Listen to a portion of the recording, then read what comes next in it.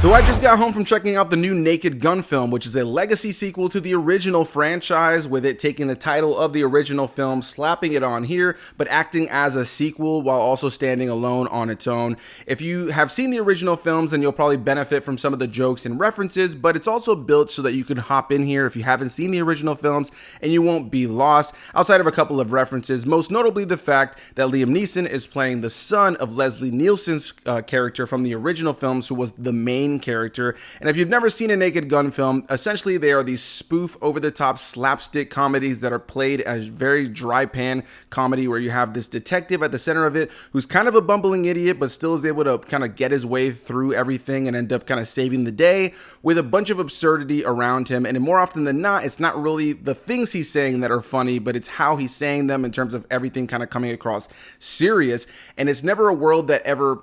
kind of realizes that it's a comedy. The actors in general are acting like they are within a very serious world, and there's just all this absurdity that the audience is seeing around them. And so I think this film very much leans into the spirit of what the Naked Gun franchise has all been about in the past. I think it doesn't necessarily have that same level of charm that I think came from when those original films were made, and I don't really think that's going to surprise many people, but I think the cast here understood what kind of film they're in, and it was nice to see Liam Neeson kind of poke fun at himself, because as he, has been a great, fantastic actor when it comes down to action films over the course of the last few decades, I think it goes without saying that the last decade or so has been a little bit rough as he's gotten older, and I think people are starting to take those films a little bit less seriously. So to have him come into this movie that has those action elements, but also is poking fun at itself and kind of putting him into these absurd situations, I think it really worked. He was able to take that vibe that we know Liam Neeson is good at from his other films and plant him at the center of a spoof, and I just feel like it was probably the best casting they could have done. He was easily the best part of the film,